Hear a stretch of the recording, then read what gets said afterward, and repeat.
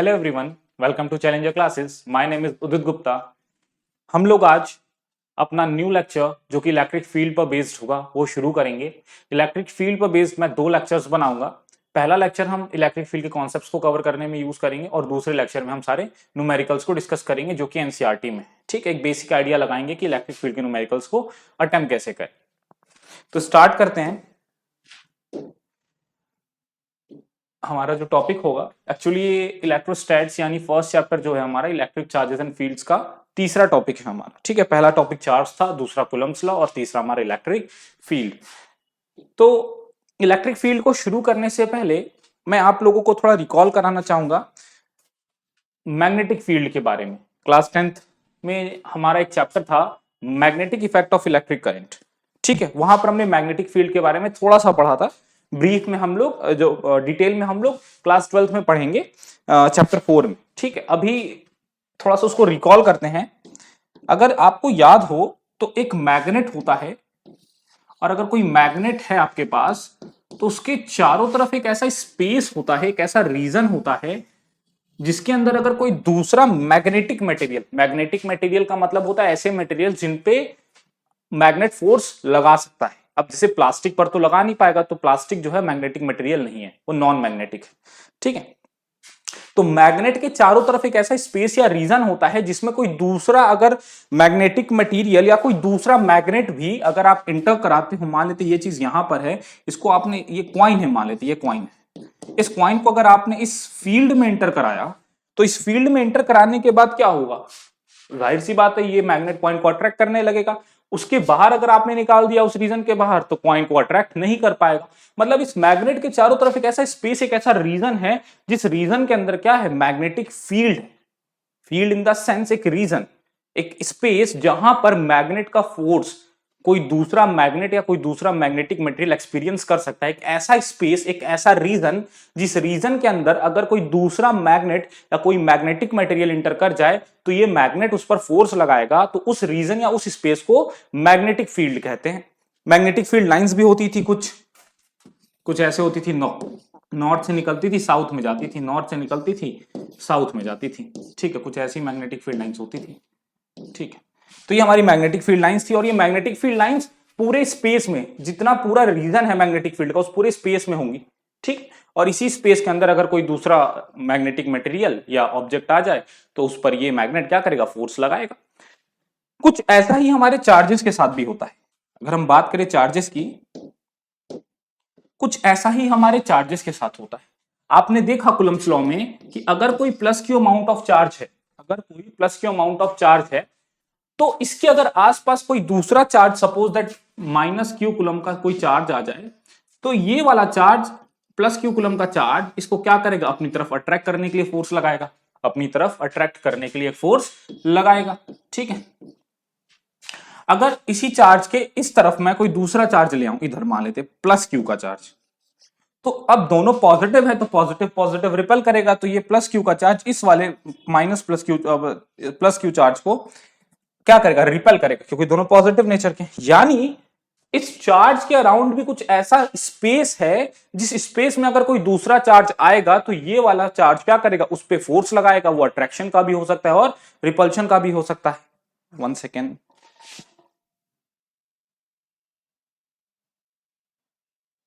Okay, ठीक। तो यहां पर क्या है, यानी इस चार्ज के चारों तरफ कोई ऐसा स्पेस या कोई ऐसा रीजन है जिस रीजन में अगर कोई दूसरा चार्ज आ जाए तो ये वाला चार्ज क्या करेगा, उस पर फोर्स लगाएगा। वो फोर्स अट्रैक्शन का भी हो सकता है और रिपल्शन का भी हो सकता है। तो यही होती है इलेक्ट्रिक फील्ड, वही स्पेस, वही रीजन हमारी क्या कहलाती है, इलेक्ट्रिक फील्ड कहलाती है। यानी कि किसी चार्ज ऑब्जेक्ट या किसी चार्ज बॉडी के चारों तरफ का जो स्पेस है, मान लेते ये कोई स्पेस है, ये कोई स्पेस है, इस स्पेस के अंदर अगर कोई दूसरा चार्ज इंटर करेगा, कोई दूसरा चार्ज इंटर करेगा, इस स्पेस के अंदर अगर कोई भी चार्ज इंटर करेगा, कोई भी चार्ज इंटर करेगा, तो ये वाला चार्ज इन सभी चार्जेस पर क्या करेगा, एक फोर्स लगाएगा। तो यही स्पेस, यही रीजन क्या कहलाएगी, यही रीजन इलेक्ट्रिक फील्ड कहलाएगा। फील्ड यानी रीजन, स्पेस। तो इस चार्ज के चारों तरफ एक ऐसा स्पेस, एक ऐसा रीजन, जिस रीजन में अगर कोई दूसरा चार्ज इंटर कर जाए तो ये चार्ज उस पर फोर्स लगाए, वो अट्रैक्शन का भी लगा सकता है और रिपल्शन का भी लगा सकता है, depending upon the nature of charge. तो उस रीजन या उस स्पेस को हम क्या कहेंगे? इलेक्ट्रिक फील्ड कहेंगे। अब थोड़ा सा इसको और अच्छे से समझते हैं। हमने मैग्नेट में देखा था कि मैग्नेट का एक फिक्स्ड रीजन, एक फिक्स्ड स्पेस है कि वो एक लिमिटेड एरिया तक मतलब जो एक पर्टिकुलर रीजन ना वो लिमिटेड है कि वो एक मैग्नेटिक फील्ड जो है एक पर्टिकुलर एरिया तक लिमिटेड है, पर्टिकुलर रीजन तक लिमिटेड है। ठीक है, उसके बाहर मैग्नेटिक फील्ड नहीं होती तो वहां पर मैग्नेटिक फील्ड नहीं होगी। लेकिन चार्ज के साथ ऐसा नहीं है। थ्योरेटिकली ऐसा माना जाता है कि चार्ज की जो फील्ड है वो इनफाइनाइट डिस्टेंस तक फैली होती है। किसी भी चार्ज से जो रीजन है या जो स्पेस है जहां पर कोई दूसरा चार्ज इंटर करेगा तो उस पर जो है फोर्स लगेगा, वो रीजन या वो स्पेस इनफाइनाइट तक फैला होता है। कहने का मतलब ये है, अगर कोई चार्ज इंडिया में रखा है, कोई चार्ज इंडिया में प्रेजेंट है और कोई दूसरा चार्ज यूएसए में प्रेजेंट है, तो इंडिया में रखा हुआ चार्ज यूएसए में प्रेजेंट चार्ज पे फोर्स लगाएगा। फील्ड इतनी दूर तक क्या है? सिचुएटेड है। ऐसा थ्योरेटिकली माना जाता है। प्रैक्टिकली आप निकालोगे तो जो फोर्स होगा वो बहुत कम होगा, लेकिन फिर भी अगर किसी चार्ज की हम बात करते हैं तो किसी चार्ज का जो फील्ड होता है या किसी चार्ज के लिए जो इलेक्ट्रिक फील्ड होती है उसके चारों तरफ, वो इनफाइनाइट डिस्टेंस तक क्या होती है? फैली होती है। ठीक है, तो इलेक्ट्रिक फील्ड क्या होती है? किसी चार्ज के चारों तरफ एक ऐसा स्पेस, एक ऐसा रीजन जिसमें अगर कोई दूसरा चार्ज इंटर करेगा तो उस पर ये वाला चार्ज हमारा सोर्स चार्ज, इस चार्ज को बोलते हैं सोर्स चार्ज। क्या बोलते हैं? Source charge. जिसकी फील्ड हम देख रहे हैं, जिसकी फील्ड हम ऑब्जर्व कर रहे हैं, वो हमारा सोर्स चार्ज कहला, सॉरी सोर्स फील्ड लिख दिया मैंने। इस चार्ज को हम सोर्स चार्ज कहेंगे। क्या कहेंगे? सोर्स चार्ज कहेंगे। और ये सारे जितने भी चार्जेस हैं इनको हम कहेंगे टेस्ट चार्ज। क्या कहेंगे? Test charge. क्या कहेंगे? Test charge. Very good. तो हमारे चार्ज के चारों तरफ एक ऐसा स्पेस, एक ऐसा रीजन जिसके अंदर अगर कोई दूसरा टेस्ट चार्ज इंटर करे, हमारे सोर्स चार्ज के चारों तरफ का एक ऐसा स्पेस, एक ऐसा रीजन जिसमें अगर कोई टेस्ट चार्ज इंटर करे तो इस टेस्ट चार्ज पर हमारा सोर्स चार्ज क्या लगाए? फोर्स लगाए। तो वो स्पेस या वो रीजन इलेक्ट्रिक फील्ड कहलाती। ठीक है, अब हम आगे बढ़ते हैं थोड़ा। ये कॉन्सेप्ट हमने समझ लिया कि इलेक्ट्रिक फील्ड क्या होती है। ठीक है, तो यहां पर अब इलेक्ट्रिक फील्ड होती है। अब यहां पर जो इलेक्ट्रिक फील्ड है क्या वो मेजर करी जा सकती है? क्या हम ये बता सकते हैं कि किसी पॉइंट पर जो इलेक्ट्रिक फील्ड की स्ट्रेंथ है, एक्चुअली इलेक्ट्रिक फील्ड है तो हर पॉइंट पर एक स्ट्रेंथ होगी इलेक्ट्रिक फील्ड की, जिसको हम इलेक्ट्रिक फील्ड स्ट्रेंथ कहेंगे, जिससे हमें यह पता चलेगा कि यहां इलेक्ट्रिक फील्ड स्ट्रांग है, यहां इलेक्ट्रिक फील्ड वीक है। इस इलेक्ट्रिक फील्ड स्ट्रांग या वीक होने का मतलब यह हो गया कि वहां पर अगर कोई चार्ज आया और इलेक्ट्रिक फील्ड वहां की स्ट्रांग है तो उस पर ज्यादा फोर्स लगेगा। अगर किसी दूसरे पॉइंट पर जहां पर इलेक्ट्रिक फील्ड वीक है, अगर वहां कोई चार्ज आए तो उस पर फोर्स क्या लगेगा? कम लगेगा। तो ये जो हम पता कर सकते हैं इलेक्ट्रिक फील्ड स्ट्रेंथ से, हम इलेक्ट्रिक फील्ड स्ट्रेंथ को कैलकुलेट कर सकते हैं। हम किसी भी चार्ज के द्वारा जो इलेक्ट्रिक फील्ड स्ट्रेंथ हम उसको कैलकुलेट कर सकते हैं। कैसे करेंगे? कॉन्सेप्ट क्या है, चलिए उसको समझते हैं। देखिए क्या होता है, जैसे कोई चार्ज है, कोई हमारा सोर्स चार्ज है, कोई हमारा सोर्स चार्ज Q है, प्लस Q। ठीक है, हमें पता है अगर हम इसके पास कोई टेस्ट चार्ज Q नॉट लाएंगे। अच्छा एक बात मैं आपको और बता दूं, टेस्ट चार्ज जो होता है Q नॉट जो है हमारा, ये बहुत बहुत बहुत छोटा है सोर्स चार्ज से। जो हमारा टेस्ट चार्ज है वो सोर्स चार्ज से बहुत छोटा हम एज्यूम करके चलते हैं। इसका रीजन ये है क्योंकि अगर ये चार्ज बड़ा हो गया तो ये Q से अट्रैक्ट होने की बजाय ये Q को खुद ही अट्रैक्ट कर लेगा। अगर ये चार्ज बड़ा हो गया या बराबर हो गया तो ये क्या करेगा? अब प्लस Q हमारा सोर्स चार्ज, हम इसकी स्ट्रेंथ को मेजर करना चाह रहे हैं, इसकी फील्ड स्ट्रेंथ को मेजर करना चाह रहे हैं। तो अगर ये चार्ज छोटा, मतलब ये चार्ज अगर इसके बराबर हो गया टेस्ट चार्ज के, तो होगा क्या? ये दोनों एक दूसरे को आपस में खींचने लगेंगे, जिससे इस चार्ज की फील्ड डिस्टर्ब हो जाएगी। हम चाहते हैं हमारा जो चार्ज है वो वहीं बना रहे, सोर्स चार्ज वहीं बना रहे, और उसके चारों तरफ जो भी चार्ज आए ये चार्ज उन पर फोर्स लगाए। हम ये नहीं चाहते कि खुद ही उसकी तरफ अट्रैक्ट हो जाए। तो इसलिए जो भी टेस्ट चार्ज होता है हमारा वो बहुत स्मॉल होता है हमारे सोर्स चार्ज। ठीक है, आगे बढ़ते हैं। तो हमें पता है कि अगर कोई सोर्स चार्ज है, उससे कोई आर डिस्टेंस दूर अगर हमारा कोई टेस्ट चार्ज में ला के रख दूं तो इस पे कितना फोर्स काम करेगा? कितना फोर्स काम करेगा? K q naught upon r square, यही फोर्स काम करेगा। यहां पर यही फोर्स काम करेगा। ठीक, तो यहां ये जो फोर्स काम कर रहा है वो क्यू नॉट चार्ज पर कर रहा है। तो वैसे ही जब अब हम इलेक्ट्रिक फील्ड स्ट्रेंथ निकालने जा रहे हैं तो इलेक्ट्रिक फील्ड क्या होती है, इलेक्ट्रिक फील्ड स्ट्रेंथ निकालते कैसे, इलेक्ट्रिक फील्ड स्ट्रेंथ निकालते कैसे, तो इलेक्ट्रिक फील्ड स्ट्रेंथ एक्चुअली होता है, इलेक्ट्रिक फील्ड स्ट्रेंथ हम कैसे निकालते हैं, electric field strength is force per unit charge, force per unit charge. ये फॉर्मूला कहां से आया अभी हम इसको एक्सप्लेन करते हैं। जो इलेक्ट्रिक फील्ड होती है वो होती है force per unit charge, force per unit charge. कैसे होती है फोर्स पर यूनिट चार्ज हमारी इलेक्ट्रिक फील्ड, इसको समझते हैं।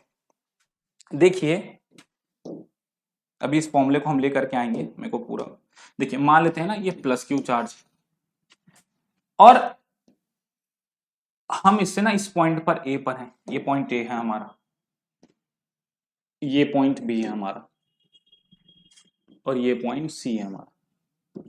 ठीक, ये डिस्टेंस आर ए मान लेते हैं, ये डिस्टेंस आर सी मान लेते हैं, और ये डिस्टेंस आर बी मान लेते हैं। अभी अब सबको ये तो दिख रहा होगा साफ साफ कि आर ए छोटा है आर बी से और आर बी छोटा है आर सी से। ठीक, आर ए छोटा है। अब यहां पर देखिए मान लेते हैं हम तीनों पॉइंट्स पर हम ए पर क्यू नॉट चार्ज ला रहे हैं, सी पर भी क्यू नॉट चार्ज ला रहे हैं, और बी पर भी क्यू नॉट चार्ज ला रहे हैं।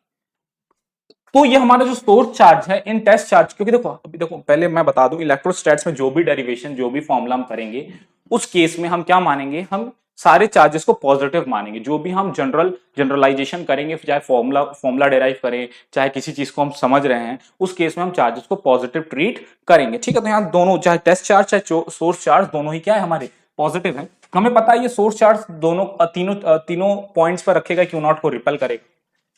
अब ये बताइए फोर्स ऑफ रिपल्शन किस केस में ज्यादा होगा, ए पर रखे गए चार्ज पर फोर्स ऑफ रिपल्शन ज्यादा होगा, बी पर रखे गए चार्ज पर, या सी पर रखे गए चार्ज पर। तो ऑब्वियस सी बात है ए पर रखे गए चार्ज पर फोर्स ऑफ रिपल्शन ज्यादा काम करेगा। क्यों? क्योंकि अगर हम फोर्स का फॉर्मूला देखें, force at charge at point A, तो आएगा K q naught upon r A square. B पर रखे गए चार्ज पर जो फोर्स काम करेगा वो कितना काम करेगा, K q naught upon r B square. और सी पर रखे गए चार्ज पर जो फोर्स काम करेगा वो कितना काम करेगा, K q naught upon r C square. देखो बाकी चीजें तो सेम है, फर्क कहां जा रहा है, आर ए आर बी और आर सी में। आर ए जितना बड़ा होगा, आर ए देखो नीचे की वैल्यू डिनोमिनेटर जितना बड़ा हो जाएगा ओवरऑल वैल्यू उतनी छोटी हो जाती है। जैसे एग्जांपल 1/2, 1/4, 1/8, इसमें से बड़ा कौन है, तो 1/8 बड़ा नहीं है, 1/8 सबसे छोटा है। जिसका डिनोमिनेटर सबसे बड़ा वो सबसे छोटी वैल्यू। 1/2 की जो वैल्यू होती है 0.5, 1/4 की जो वैल्यू होती है 1.25 होती है, 0.25, और 1/8 की जो वैल्यू होती है 0.125। तो यहां आप देख सकते हो 1/2 सबसे बड़ा है, यानी डिनोमिनेटर जितना छोटा ओवरऑल वैल्यू उतनी बड़ी आपको मिलेगी। तो ये जो FA है वो बहुत बड़ा होगा, किससे बड़ा होगा, FB से, और FB किससे बड़ा होगा, FC से। ठीक है, तो हमें पता चल गया कि अलग अलग पॉइंट पर फोर्स अलग अलग लग रहा है। इसका मतलब इस चार्ज की वजह से जो यहां फील्ड है यहां ज्यादा स्ट्रांग है, यहां उससे कम और यहां सबसे कम है। ठीक है, तो फील्ड स्ट्रेंथ का मतलब क्या होता है, किसी पर्टिकुलर पॉइंट पर कितना फोर्स कोई चार्ज एक्सपीरियंस करेगा वो वहां की फील्ड स्ट्रेंथ बताएगी। ठीक है, अब ये किसी पॉइंट की फील्ड स्ट्रेंथ निकालते कैसे हैं वो समझते हैं। देखिए अगर हम किसी भी रैंडम चार्ज के रिस्पेक्ट में फील्ड निकालने लगेंगे तो हमें एक जनरल फॉर्मूला नहीं मिलेगा। जनरल फॉर्मूला के लिए हम क्या मान के चलते हैं, जनरल फॉर्मूला के लिए हम ये एज्यूम करके चलेंगे कि जो हमारा जो चार्ज है, जो हमारा चार्ज है क्यू नॉट, वो 1 कूलम के इक्वल है। अभी मैं बताता हूं कैसे। हम मान के चलेंगे कि यहां अगर ए पॉइंट पर अगर कोई 1 कूलम का चार्ज आ गया तो ये प्लस क्यू जो चार्ज है हमारा या जो सोर्स चार्ज है वो इस 1 कूलम चार्ज पर कितना फोर्स लगाएगा। देखो क्योंकि अब हर पॉइंट पर 1 कूलम को रेफरेंस मान के हम फील्ड निकाल रहे हैं। इसका रीजन ये है क्योंकि अगर 1 कूलम चार्ज पर लगने वाला फोर्स हमें पता है तो हम किसी भी कूलम के चार्ज पर लगने वाले फोर्स को हम कैलकुलेट कर सकते हैं। हम किसी एक चार्ज को रेफरेंस मान के हम सभी पॉइंट पर फोर्स निकालेंगे और उसके बाद फिर हम ये आइडिया लगा सकते हैं कि इस पॉइंट पर अगर कोई दूसरा चार्ज आएगा तो उस पर कितना फोर्स लगेगा। तो जब भी हम इलेक्ट्रिक फील्ड कैलकुलेट करते हैं तो इलेक्ट्रिक फील्ड क्या होती है, force per unit charge, force per unit charge, पर यूनिट चार्ज। अगर एक सिंपल फॉर्मूला बोलें तो इलेक्ट्रिक फील्ड होती है फोर्स पर यूनिट चार्ज। तो यहां पर हम क्योंकि अगर हम पर यूनिट चार्ज का फोर्स हमें पता है तो किसी भी चार्ज पर लगने वाला फोर्स उस पॉइंट पर क्या होगा हम निकाल सकते हैं। तो अगर हम इस अकॉर्डिंग चलें,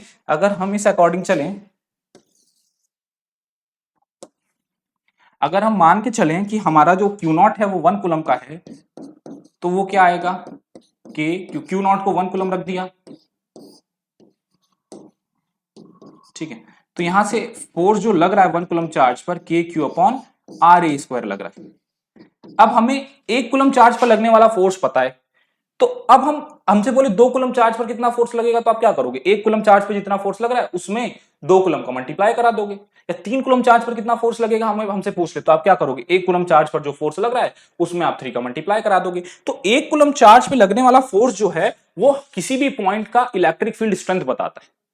1 कूलम चार्ज पे जो फोर्स काम कर रहा है उस पर्टिकुलर पॉइंट पर, वो किसी भी पॉइंट पर क्या बताता है, इलेक्ट्रिक फील्ड स्ट्रेंथ को बताता है। तो 1 कूलम चार्ज हमारा रेफरेंस है कि किसी भी पॉइंट का जो इलेक्ट्रिक फील्ड स्ट्रेंथ होगा वो क्या होगा, वो ये होगा कि वहां पर 1 कूलम का अगर मैं चार्ज ले आऊं तो उस पर जो फोर्स काम कर रहा है उस पॉइंट पर, वही उस पॉइंट की फील्ड स्ट्रेंथ है। अगर 1 कूलम चार्ज पर फोर्स ज्यादा काम कर रहा है, जैसे अगर इस कंडीशन में देखो तो यहाँ 1 कूलम चार्ज पर फोर्स ज्यादा काम करेगा तो यहाँ की फील्ड स्ट्रॉन्ग है, यहाँ पर उससे कम करेगा तो यहाँ की फील्ड वीक है, और यहाँ सबसे कम करेगा तो यहाँ की फील्ड क्या है, सबसे वीक है। अब जैसे मान लेते हैं यहाँ क्यू नॉट अगर मेरे को 1 कूलम नहीं दिया, अगर हमें फील्ड निकालनी है इस पॉइंट की, हमें यहाँ पर क्या निकालनी है, फील्ड निकालनी है, और हमें पता नहीं कि क्यू नॉट क्या है, क्यू नॉट कुछ और वैल्यू है, 1 कूलम नहीं है। तो फिर क्या करोगे आप क्या करोगे, पहले आप फोर्स निकालोगे कि फोर्स कितना काम कर रहा है क्यू नॉट पर। तो वो कैसे निकालोगे, K q naught upon r square से निकालोगे। अब क्यू नॉट पर लगने वाला फोर्स पता है, आपको पता है कि क्यू नॉट कूलम पर आपका एफ अमाउंट ऑफ फोर्स काम कर रहा है, एफ न्यूटन का फोर्स काम कर रहा है। तो 1 कूलम चार्ज पर कितना फोर्स काम करेगा,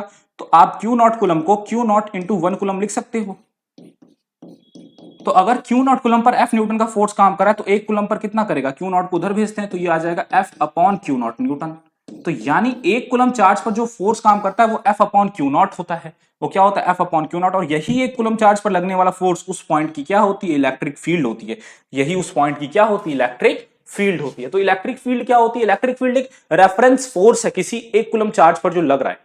उस 1 कूलम चार्ज पर उस पॉइंट पर जितना फोर्स काम करेगा उससे उसकी उस पॉइंट के फील्ड स्ट्रेंथ का पता चलेगा कि कोई सोर्स चार्ज किसी पर्टिकुलर पॉइंट पर अगर 1 कूलम चार्ज आ रहा है तो उस पर कितना फोर्स लगा रहा है, वही उस पॉइंट की क्या है, इलेक्ट्रिक फील्ड है। ठीक है, तो यहां से इलेक्ट्रिक फील्ड का फॉर्मूला क्या निकल के आया, यहां से इलेक्ट्रिक फील्ड का फॉर्मूला निकल के आया कि electric field is equals to F upon q, force per unit charge. क्योंकि अगर आपको क्यू चार्ज पर लगने वाला फोर्स पता है तो आप उस पॉइंट पर इलेक्ट्रिक फील्ड निकाल सकते हो। इसी तरह अगर आपको यह पता है कि किसी पॉइंट की इलेक्ट्रिक फील्ड कितनी है, तो उस पॉइंट पर क्यू अमाउंट ऑफ चार्ज पर कितना फोर्स काम करेगा, तो आप क्या कर सकते हो, आप उस इलेक्ट्रिक फील्ड में क्यू से मल्टीप्लाई करा दो और आपको उस क्यू पर लगने वाले फोर्स का पता चल जाएगा, उस क्यू पर लगने वाले फोर्स का पता चल जाएगा। ठीक है, तो आते हैं वापस अपने फॉर्मूले पर।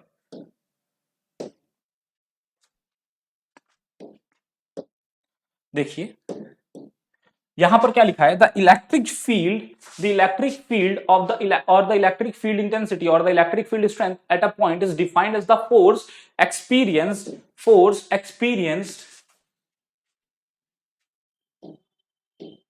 सेकेंड,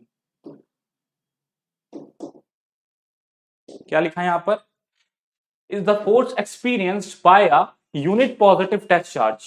किसी यूनिट पॉजिटिव टेस्ट चार्ज पर जो फोर्स किसी पॉइंट पर काम करता है वही उस पॉइंट की इलेक्ट्रिक फील्ड स्ट्रेंथ है। बेसिकली इलेक्ट्रिक फील्ड स्ट्रेंथ क्या है कि फोर्स है किस पर, वहां पर अगर कोई 1 कूलम का चार्ज आ जाए तो कितना उस पर फोर्स लगेगा, ये उस पॉइंट का इलेक्ट्रिक फील्ड स्ट्रेंथ है। 1 कूलम क्यों, क्योंकि 1 कूलम पर अगर फोर्स आपको पता चल गया तो आप किसी भी number of coulomb per force आप पता कर सकते हो। तो वहां पर अगर 1 कूलम फोर्स पर मतलब 1 कूलम चार्ज पर फोर्स ज्यादा लगेगा तो यानी कि वहां का फील्ड स्ट्रेंथ स्ट्रांग है। अगर 1 कूलम चार्ज पर लगने वाला फोर्स कम है यानी वहां की फील्ड स्ट्रेंथ क्या है, कम है। ठीक है, अच्छा, और यहां पर जो फॉर्मूला निकल के आया वो E upon E is equals to F by Q निकल के आया, वो भी हम समझ लिए। अच्छा, यूनिट क्या होती है इलेक्ट्रिक फील्ड की, न्यूटन पर कूलम या वोल्ट पर मीटर, न्यूटन पर कूलम या वोल्ट पर मीटर होती है। कैसे, अगर आप देखिए ध्यान से, force unit F by Q है हमारा, फोर्स की यूनिट क्या होती है, फोर्स यूनिट न्यूटन होती है, चार्ज की कूलम होती है, तो इलेक्ट्रिक फील्ड की यूनिट क्या निकल के आ गई, न्यूटन पर कूलम। अच्छा, ये न्यूटन पर कूलम तो हम समझ गए कि इलेक्ट्रिक फील्ड की यूनिट न्यूटन पर कूलम कैसे हुई,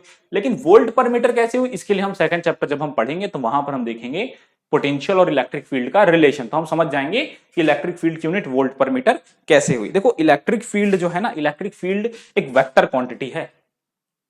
इलेक्ट्रिक फील्ड क्या है? Vector quantity. क्यों? क्योंकि इलेक्ट्रिक फील्ड स्ट्रेंथ है क्या? एक्चुअली एक फोर्स है पर यूनिट चार्ज पर। तो अगर फोर्स वेक्टर क्वांटिटी है तो इलेक्ट्रिक फील्ड भी एक वेक्टर क्वांटिटी होगी।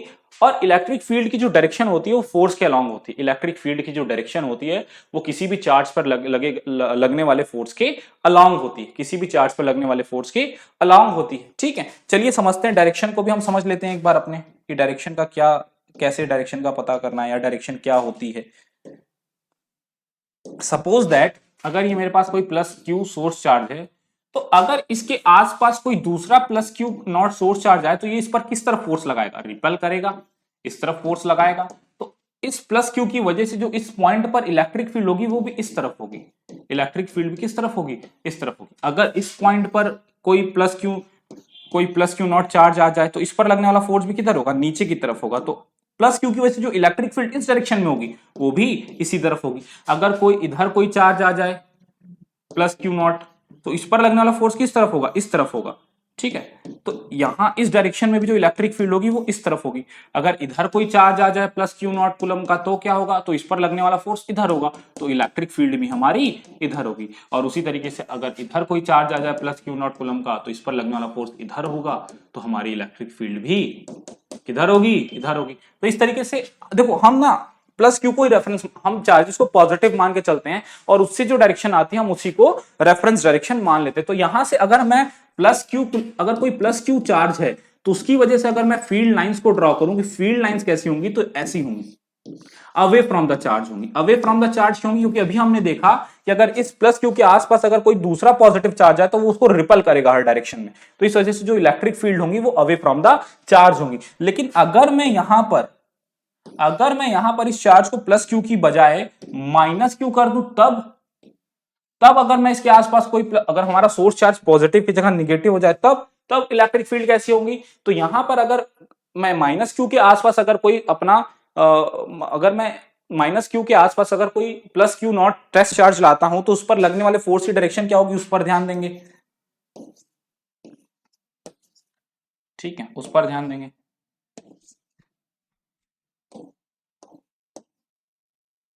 इसको पहले साफ कर लेता हूं। ठीक है, तो अब ध्यान देते हैं इस पर। अगर यहां कोई प्लस क्यू का आएगा तो प्लस क्यू को ये क्या करेगा? अट्रैक्ट करेगा, क्योंकि निगेटिव और पॉजिटिव को क्या करेगा? अट्रैक्ट करेगा। तो फोर्स इधर होगा, तो इस केस में इलेक्ट्रिक फील्ड भी किधर होगी? इधर होगी। अगर इधर कोई प्लस क्यू नॉट चार्ज आ जाए तो ये इसको अट्रैक्ट करेगा, तो अट्रैक्ट करेगा तो फोर्स इधर लगेगा, तो इलेक्ट्रिक फील्ड भी किधर होगी?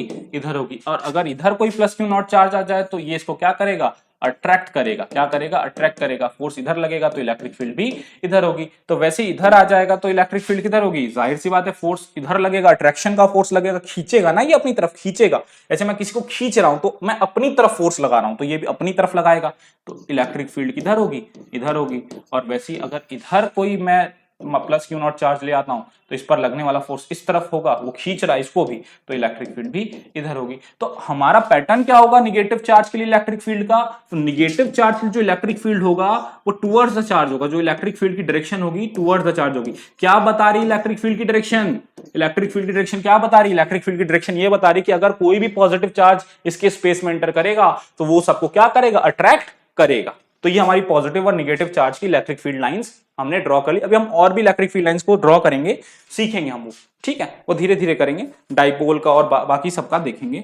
ठीक है, चलिए आगे बढ़ते। तो हमने डायरेक्शन को भी डिस्कस कर लिया। तो यानी इलेक्ट्रिक फील्ड एक वेक्टर क्वांटिटी है जिसका एक पर्टिकुलर पॉइंट पर कोई फील्ड होता है और कोई डायरेक्शन होती है। मतलब किसी पर्टिकुलर पॉइंट पर कुछ स्ट्रेंथ होता है, कुछ वैल्यू होती है और उसकी कुछ पर्टिकुलर डायरेक्शन भी होती है। तो ये वेक्टर क्वांटिटी है पूरी तरीके से। किसी भी पॉइंट चार्ज की वजह से इलेक्ट्रिक फील्ड किधर होगी? किसी भी पॉइंट चार्ज की वजह से इलेक्ट्रिक फील्ड किधर होगी और क्या होगी, इसको हम डिस्कस करेंगे अभी। ठीक है,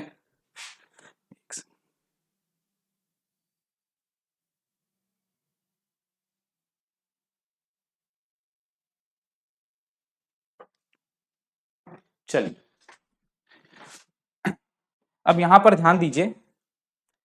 किसी भी पॉइंट चार्ज की वजह से इलेक्ट्रिक फील्ड क्या होगी, इसको हम कैलकुलेट कैसे करेंगे। मान लेते हैं हमारा कोई चार्ज है, सोर्स चार्ज है, और यहां पर कोई दूसरा टेस्ट चार्ज। तो इस पे कितना फोर्स काम करेगा इसको हम कैसे निकालेंगे? तो फोर्स जो काम करेगा F is equals to K q naught upon r square force काम करेगा। इसको वेक्टर फॉर्म में लिखेंगे फोर्स को, तो वो क्या होगा K q naught upon r square into r cap. R cap क्यों? क्योंकि अगर हम फोर्स को वेक्टर फॉर्म में लिख रहे हैं तो ये वैल्यू फोर्स का मैग्नीट्यूड बताता है और फोर्स का जो डायरेक्शन है वो पोजीशन वेक्टर बताता है। देखो आर कैप क्या है? ये पोजीशन वेक्टर है।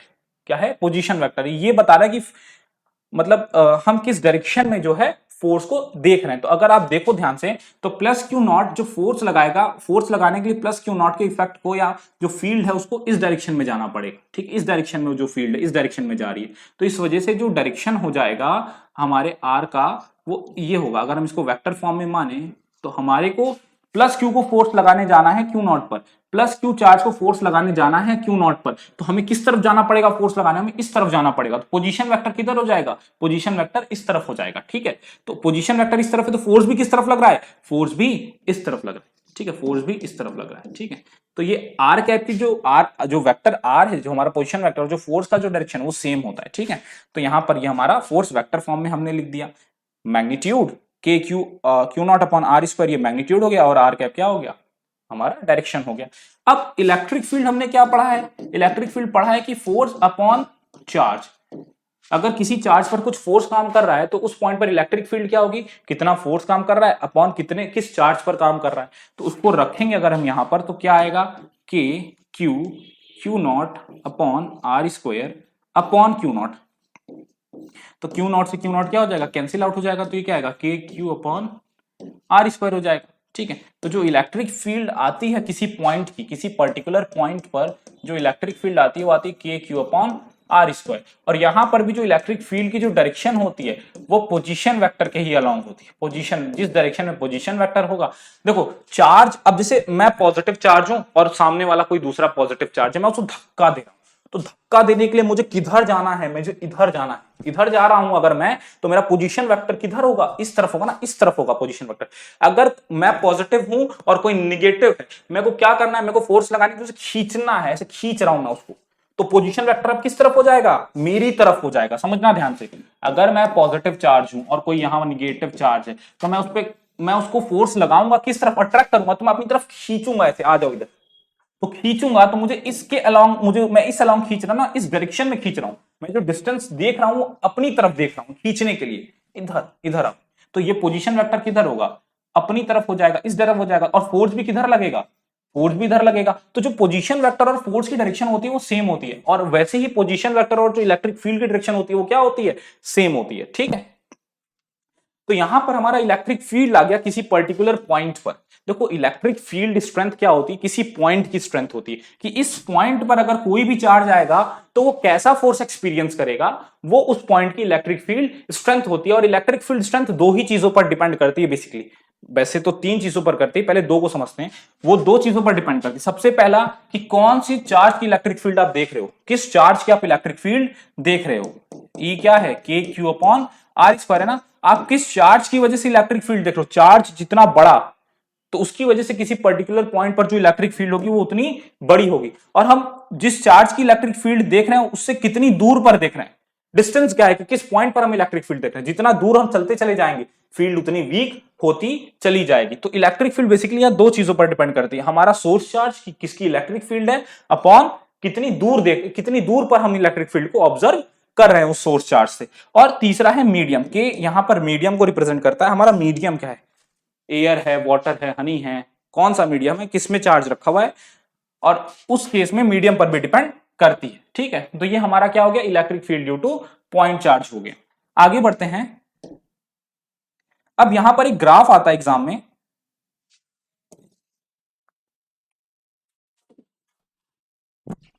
ग्राफ आता है, उस ग्राफ को डिस्कस कर लेते हैं। ग्राफ आता है ई वर्सेस आर का।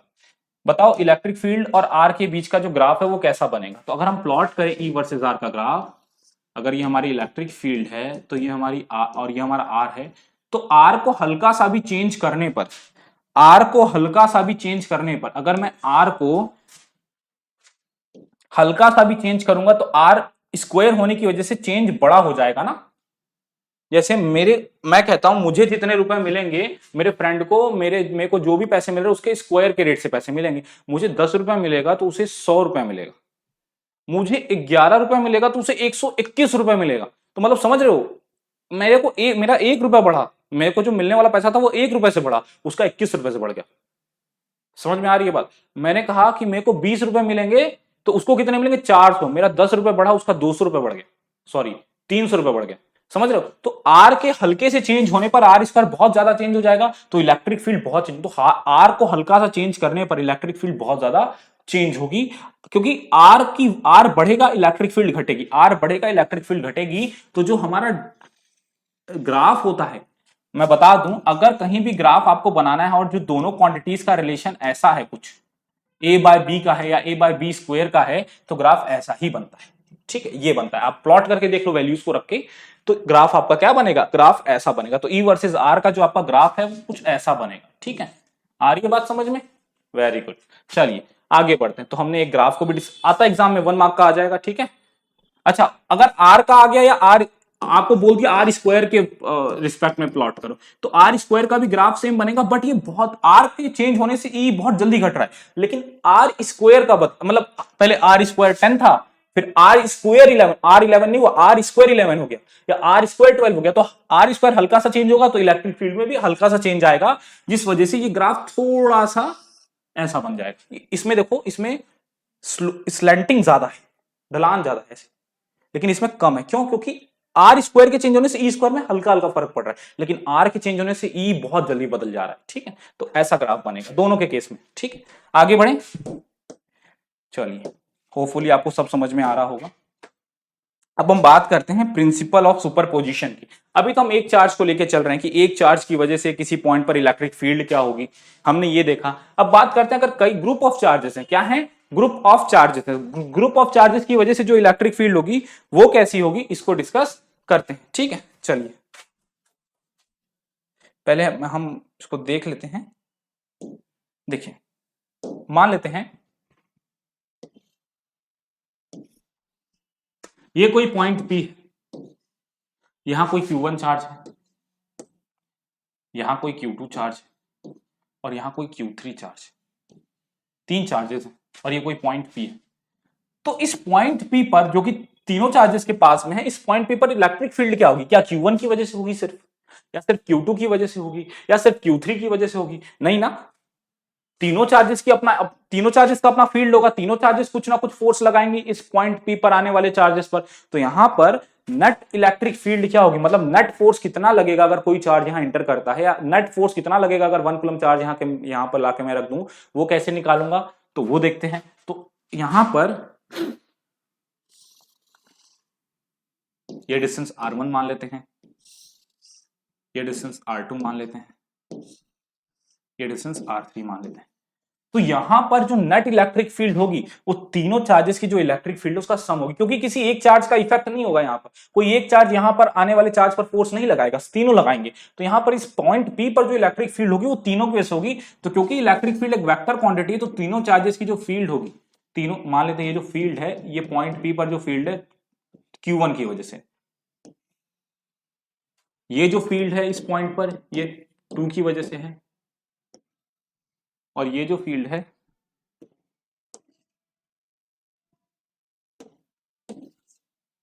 और ये जो फील्ड मैं बनाने जा रहा हूं वो 3 की वजह से। तो तीनों फील्ड की डायरेक्शन अलग अलग है। देखो, क्योंकि तीनों पॉजिटिव है तो पॉजिटिव चार्ज पे से जो फील्ड होती है वो अवे फ्रॉम द चार्ज होती है। फील्ड इस तरफ क्यों जा रही है, इस तरफ क्यों नहीं है, क्योंकि तीनों चार्ज पॉजिटिव है। और किसी भी पॉइंट पर जो फील्ड होती है पॉजिटिव चार्ज की वजह से वो चार्ज से अवे जाती है, चार्ज से दूर जाती है। तो तीनों फील्ड्स को हम क्या करेंगे, सम करेंगे। क्या करेंगे, सम करेंगे। कैसा सम करेंगे, वेक्टर एडिशन, क्योंकि तीनों फील्ड्स हैं वेक्टर क्वांटिटी।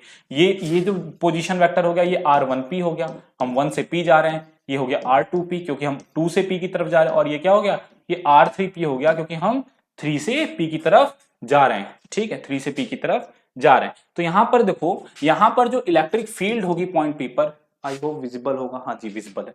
जो इलेक्ट्रिक फील्ड होगी पॉइंट p पर वो क्या होगी, E1p, सॉरी EP1 लिखा था तो E1p नहीं लिखूंगा। अच्छा, EP1, EP2 प्लस EP3। ठीक है, अगर और भी चार्जेस है तो उनका भी हम क्या करेंगे, वेक्टर सम करेंगे। EP1 कितना होगा बताना मुझे, ये होगा KQ1 अपॉन R1P का स्क्वायर इंटू R1P कैप, क्योंकि हमें पता है कि जो पोजीशन वेक्टर जिस तरफ होता है उसी तरफ इलेक्ट्रिक फील्ड भी होती है। तो ये जो डायरेक्शन है इलेक्ट्रिक फील्ड की RP1 के अलॉन्ग है, ठीक है, के। अच्छा देखो भैया, मैं आपको एक चीज बहुत क्लियर बता देता हूं, आपका वेक्टर का कॉन्सेप्ट क्लियर होना चाहिए, क्योंकि यहां पर हम बहुत ज्यादा वेक्टर का यूज करने वाले हैं। चैप्टर 1 से लेके 4 तक तो वेक्टर ही वेक्टर में आपको सब चीजें देखनी, क्योंकि मैग्नेटिक फील्ड भी वेक्टर क्वांटिटी आप पढ़ोगे चैप्टर 4 में। आप करंट इलेक्ट्रिसिटी में ड्रिफ्ट वेलोसिटी वगैरह पढ़ोगे तो वो भी वेक्टर क्वांटिटी। तो आपको वेक्टर का कॉन्सेप्ट क्लियर होना चाहिए, ठीक है। अगर यहां पर मैं वेक्टर का कॉन्सेप्ट क्लियर लगने लगूंगा कि ये आर कैप क्या होता है, ठीक है, यहां मल्टीप्लाई क्यों कर रहे हैं आर कैप का, तो वो सब जो है थोड़ा सा प्रॉब्लमैटिक हो जाएगा, क्योंकि आपको 11th में सब अच्छे से कर लेना था। हालांकि जहां मुझे लगेगा कि मुझे बताना चाहिए मैं वहां बताऊंगा। अब जैसे यहां पर आपको पता है कोई क्वांटिटी ए, अगर कोई वेक्टर ए है तो इसके दो पार्ट्स होते हैं, magnitude into direction, magnitude into direction. तो अगर मेरी इलेक्ट्रिक फील्ड ई है तो इसका मैग्नीट्यूड कैसे आता है, इसका मैग्नीट्यूड आता है के क्यू अपॉन आर स्क्वायर से, और डायरेक्शन किसके अलॉन्ग होती है, डायरेक्शन होती है आर कैप के अलॉन्ग। इसलिए हम इलेक्ट्रिक फील्ड को वेक्टर फॉर्म में कुछ ऐसा लिखते हैं, इसीलिए हम इलेक्ट्रिक फील्ड को वेक्टर फॉर्म में कुछ ऐसा लिखते हैं, ठीक है। आगे बढ़ते हैं, यहां पर क्या कर सकते हैं, यहां पर पहले तो देखो क्या कॉमन दिख रहा है, तो के कॉमन दिख रहा है सभी में, तो के कॉमन निकाला, क्या बचा, Q1 अपॉन R1P का square, R1P cap plus Q2 upon R2P का square into R2P cap plus Q3 upon R3P cap, ठीक है, प्लस जो और भी आते हैं।